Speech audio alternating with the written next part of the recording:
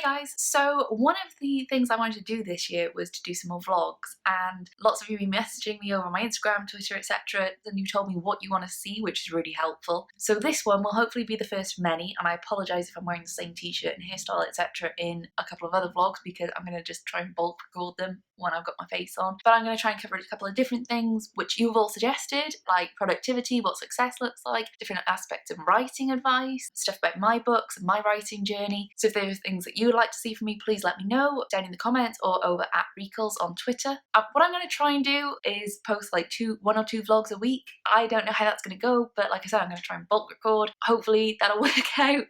I figure if I say it out loud and I post it on here, I've got to make it happen then. So fingers crossed. But to kick all that off, I'm going to do one of the videos that was most requested from people, which is how I've been staying so productive in lockdown. You know, because I've been writing a new book, I've made banana bread, obviously, because who hasn't? I've been reading, I've been watching lots of movies, you know, I've been keeping up my language learning with Duolingo and stuff like that. So obviously I must have some great secret as to how to be so productive and be so motivated while everything is so freaking weird. The truth is I don't. That's the short answer. So to be honest, I'm someone that values productivity a lot, quite possibly too much or to a fault, but it is what it is. I don't see that changing about me anytime soon. And I very honestly was not productive for the first 3 months of the year. I started writing a new book actually just before Christmas and took a break over the Christmas holidays because of course, and I was going on holiday to Disneyland Paris for New Year's, of course I'm going to take a bit of a writing break. And I did not really pick it back up. And I did nothing in February, and I did nothing through most of March until basically my agent said we could do with having these edits back from you. And I said, okay, give me a deadline. And even through the first couple of weeks of lockdown, I did nothing. I kept thinking to myself, look, here I am with all of this time on my hands that, you know I'm not going to go home and visit my family. I know I'm not going out and seeing friends. I should be doing something. And I didn't. I think I pretty much just exclusively watched TV and movies and made banana bread at one time. I wasn't even reading a book. I could barely make it through reading my Cosmopolitan magazine. So yeah, wasn't a great start, I guess, but I feel like I've turned it all around. So without further ado, here are my tips on staying productive and motivated during lockdown, which actually I guess now I'm saying it are probably applicable to any other time as well. Also, side note, I've just realised this. I'm going to interrupt this video to say, can we appreciate my little Miranda Priestly Funko Pop right here? And my Miranda Priestly t-shirt. Groundbreaking. Anyway, back to the main video. First thing I'm going to say is deadlines, which I mentioned earlier. This really is around knowing how you work and understanding what makes you productive and what makes you motivated. So as you may know, I recently started uploading a new book onto Wattpad called Lockdown on London Lane. I'll leave a link in the description if you want to go and read it, but you can also watch my video on that where I talk about, what to expect from it and why I started writing it. When I started writing that book though, I thought this would be really good fun to post on Wattpad. So one of the first things I did was to go and make a cover, to figure out what each story was going to look like and write an introduction, which I posted on Wattpad. And I said, you will get new chapters every Tuesday. I committed to that. So I announced it, I put it out there, even if it was only 5 people were ever going to look at it.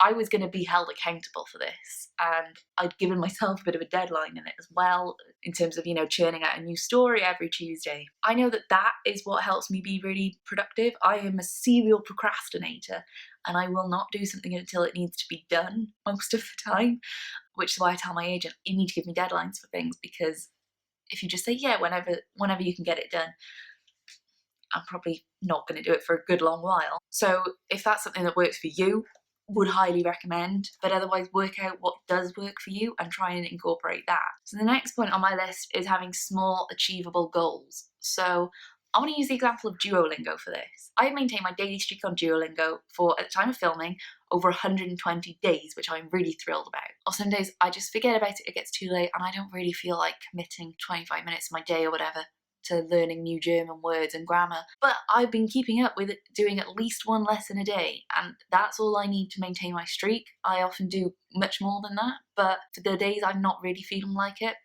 I can do it and I can achieve something, and I haven't lost my streak or anything. I also found when lockdown started, I thought, well, I haven't been so productive all year. What can I do to change that now? One of the things I did was set myself really small, achievable goals for the whole week. So I would write them down, whether it was, email this person, email that person, call this person, upload that blog post, place that online order, things like that. That wouldn't take much time, but that just felt mentally like a lot of effort. I wrote it all down in a list, maybe a dozen items, and I said, right, I'm going to do at least one of these a day. So if I'm really not feeling motivated, I just got to do one. But if it's a good day, I might cross off like 3 or 4, and how amazing will that be? That helped me kind of split things out, and for me, doing things and feeling like they're ticked off my to-do list, at least the illusion that I've been productive helps me actually be more productive, more motivated. And the other thing on setting yourself these little goals and tasks and whatever it is to include the fun ones. It doesn't have to just be things like do the laundry, do the housework, send those emails.